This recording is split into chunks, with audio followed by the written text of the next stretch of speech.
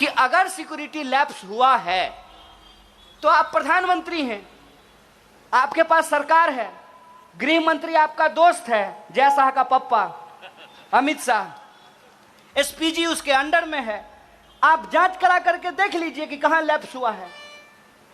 पाकिस्तान जाकर के बिरयानी खाए तब इनको डर नहीं लगा, अपने ही देश में घूमने में इनको डर लग रहा है। एक सिचुएशन में हम लोग फंस गए हैं। सिचुएशन ये है कि एक तरफ दिल्ली में सरकार में जो बैठे हुए लोग हैं दिन में रैली करते हैं और शाम में कोरोना से कैसे लड़ा जाए इसके लिए मीटिंग बुलाते हैं। तो आम लोगों को ये समझ में नहीं आ रहा है कि क्या करें।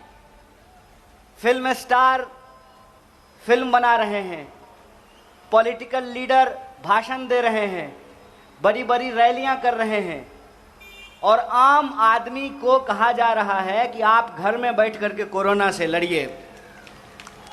कि प्रधानमंत्री रैली करेंगे और देश की जनता को कहेंगे कि घर में बैठ करके 2 गज दूरी, मास्क है जरूरी, खुद मास्क नहीं लगाएंगे। देश बचाने की जिम्मेवारी जनता की, टैक्स देने की जिम्मेवारी जनता की, कोरोना से लड़ने की जिम्मेवारी जनता की। तो आप सोच करके बताइए कि सब कुछ अगर जनता ही करेगी तो सरकार क्या करेगी? सरकार आखिर हम क्यों चुनते हैं? आप सोच करके बताइए कि अगर एयर इंडिया नहीं होगा तो हम विमान मंत्री लेकर के क्या करेंगे? अगर रेलवे नहीं होगा तो हम रेल मंत्री लेकर के क्या करेंगे? जब शिक्षा ही नहीं बचेगी तो हम शिक्षा मंत्री लेकर के क्या करेंगे? और इसीलिए मैं ये सवाल पूछता हूं कि अगर सरकारी अस्पताल नहीं होना चाहिए, सरकारी स्कूल नहीं होना चाहिए, तो सरकारी प्रधानमंत्री लेके क्या करेंगे? ढोलक बजाएंगे? क्यों टैक्स देंगे सरकार को? सरकार का सूट बूट खरीदने के लिए टैक्स देंगे? आपको मालूम होना चाहिए कि प्रधानमंत्री जी ने अपने लिए एक हवाई जहाज खरीदा है और उस हवाई जहाज की कीमत कितनी है? 8,500 करोड़। और अभी 12 करोड़ या 16 करोड़ का कार खरीदा है। 16 करोड़ का कार खरीदा है। काहे भाई? तो सुरक्षा, प्रधानमंत्री की सुरक्षा होगी। 12 करोड़ का कार से घूमते हैं तब भी कहते हैं कि सुरक्षा में चूक हो गई है। और आजकल यह बात हम सब लोग समझने लगे हैं धीरे धीरे कि टीवी खरीदते हैं हम लोग अपने पैसे से और टीवी को रिचार्ज कराते हैं अपने पैसे से, लेकिन टीवी में जो 24 घंटा न्यूज चलता है उसमें हमारे आपके जीवन से जुड़ा हुआ एक भी मुद्दा नहीं होता है। टीवी को बंद कीजिए और अपने जीवन में झांक करके देखिए कि आपके जीवन में क्या हो रहा है। हो ये रहा है कि लगातार अनएम्प्लॉयमेंट बढ़ रहा है, लगातार महंगाई बढ़ रही है, पेट्रोल डीजल के दाम बढ़ रहे हैं और जीवन जीने की जो कठिनाइयां हैं वो लगातार बढ़ रहा है। और इस बात को भटकाने के लिए रोज नया नया तमाशा खड़ा किया जाता है। आजकल 2 दिन से टीवी में चल रहा है कि प्रधानमंत्री जी के सुरक्षा में चूक हो गई। 24 घंटा यही चल रहा है। एक तो प्रधानमंत्री के पास 56 इंच का सीना है, तो फिर उनके घबराने की क्या जरूरत है? दूसरा, कह रहे हैं कि प्रधानमंत्री किसी पार्टी के नहीं होते हैं, देश के होते हैं। ठीक बात है, तो प्रधानमंत्री अगर किसी पार्टी के नहीं होते हैं तो किसी पार्टी का जाकर के चुनाव प्रचार भी नहीं करना चाहिए। और तीसरा कि अगर सिक्योरिटी लैप्स हुआ है तो आप प्रधानमंत्री हैं, आपके पास सरकार है, गृह मंत्री आपका दोस्त है, जय शाह का पप्पा अमित शाह, एसपीजी उसके अंडर में है। आप जांच करा करके देख लीजिए कि कहां लैप्स हुआ है। पाकिस्तान जाकर के बिरयानी खाए तब इनको डर नहीं लगा, अपने ही देश में घूमने में इनको डर लग रहा है। पल में तोला पल में मासा, ये तो नहीं चलने वाला है साहब। एक तरफ कहते हैं कि मजबूत प्रधानमंत्री हैं और दूसरी तरफ डर करके भाग जाते हैं। ऐसे नहीं चलने वाला है साहब। आप मुद्दे को भटकाना बंद कीजिए। मुद्दा यह है कि कितना भी आप प्रचार कर लीजिएगा ना, सच सच होता है। एक बात बताइए कि नारियल के पेड़ के नीचे खड़ा हो जाएं और हम 1,00,000 बार बोलें आम है आम है आम है, तो नारियल आम हो जाएगा? कहते हैं बंदर क्या जाने आदि का स्वाद, बंदर क्या जाने आदि का स्वाद, और संघी क्या जाने आजादी का स्वाद। जो लोग इस देश की आजादी में शामिल नहीं थे, जिन लोगों ने इस देश को आजादी नहीं दिलाई, उनको इस देश की आजादी से प्यार भी नहीं है। कहते हैं ना, जो बनाता है उसी को दर्द होता है। महिलाएं इस बात को बखूबी समझेंगी कि जो माँ 9 महीने बच्चे को अपने पेट में रखती है, उसको मालूम होता है कि माँ बनना कितना मुश्किल काम होता है। जो घर छोड़ करके भाग गए हैं, जो घर नहीं चला पाए हैं, वो देश क्या खाक चला पाएंगे? इसीलिए मैं आपसे कहता हूं कि आज के डेट में इस देश की जो बहुसंख्यक आबादी है, उसको ये सोचना पड़ेगा कि उसका मुद्दा क्या है। और उसका मुद्दा है एम्प्लॉयमेंट, उसका मुद्दा है महंगाई, उसका मुद्दा है पॉलिटिकल, सोशल, इकोनॉमिक और कल्चरल पार्टिसिपेशन। उसका मुद्दा है कि इस देश के अंदर महिला हो या पुरुष हो, काला हो या गोरा हो, सबको जो बराबरी से रहने का हक मिला है, वो बराबरी का हक। यहाँ कुछ सिपाही खड़े हुए हैं, ये संविधान की ही ताकत है कि सिपाही जो डंडा लेकर के खड़ा है उसका वोट भी एक होता है, और इनके जो डीसीपी और डीजीपी होंगे उनका वोट भी एक होता है। ये देश के लोगों का मुद्दा है, और इस मुद्दे से लोगों का ध्यान भटकाने के लिए तरह तरह का तमाशा रचा जाता है, तरह तरह का तमाशा खड़ा किया जाता है। और इस तमाशे के खिलाफ जो जनता है, उसका जो सवाल है, उस सवाल को उनके बीच में ला करके रखना, ये हमारी जिम्मेवारी है। और इस जिम्मेवारी को कांग्रेस पार्टी हर हालत में उठाएगी। आजकल कांग्रेस पार्टी के लिए कुछ नए नए शब्द गढ़े गए हैं।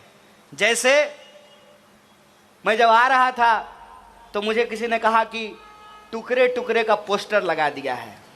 हमने कहा कि देखिए, हम बड़ी प्राउडली कहते हैं कि हम टुकड़ा टुकड़ा करेंगे भाजपा का। इतना टुकड़ा करेंगे ना कि फिर ये फेविकॉल क्या फेविक्विक लगाने के बाद भी ये जुड़ नहीं पाएगा।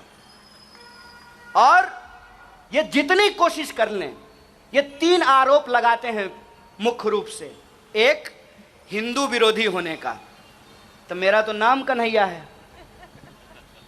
दूसरा, सेना विरोधी होने का, क्योंकि मैं पहली बार गोवा आया हूं इसीलिए आपको बता रहा हूं। मेरे घर से 16 लोग फौज की नौकरी करते हैं।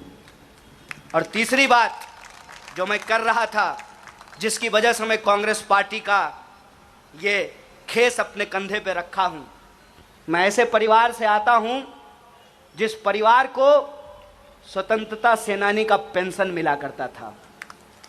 मैं उस पार्टी का दामन इसलिए थामा हूं कि सवाल किसी को प्रधानमंत्री या मुख्यमंत्री बनाने का नहीं है, सवाल देश का है, सवाल देश को बचाने का है। मैं बार बार आप लोगों से एक आग्रह कर रहा हूं, देश रहेगा तभी न राजनीति होगी, देश में लोकतंत्र रहेगा तभी न कोई मुख्यमंत्री बनेंगे। और आज गोवा के आप तमाम लोगों से भी मैं ये आग्रह करना चाहता हूं, जो मंच का संचालन कर रहे थे, उन्होंने कहा कि मार्गदर्शन करेंगे कन्हैया कुमार। मैं आपका मार्गदर्शन नहीं कर सकता हूं, मैं आपसे मार्गदर्शन ले सकता हूं, लेकिन बस मैं आपको एक आखिरी बात बोलकर अपनी बात खत्म करना चाहता हूं कि देश की स्थिति यह है कि जिन्होंने देश बनाया, देश के लिए जान गंवाई, देश के लिए कुर्बानियां दी, आज उनसे देशभक्ति का प्रमाण पत्र मांगा जा रहा है। जिन्होंने आजादी के आंदोलन के साथ गद्दारी की, अंग्रेजों के साथ बैठ करके चाय पे चर्चा करते थे, जो देश की संपत्ति को बेच रहे हैं। आप मुझे बताइए, राष्ट्रीय संपत्ति को बेचना कौन सा राष्ट्रवाद है भाई?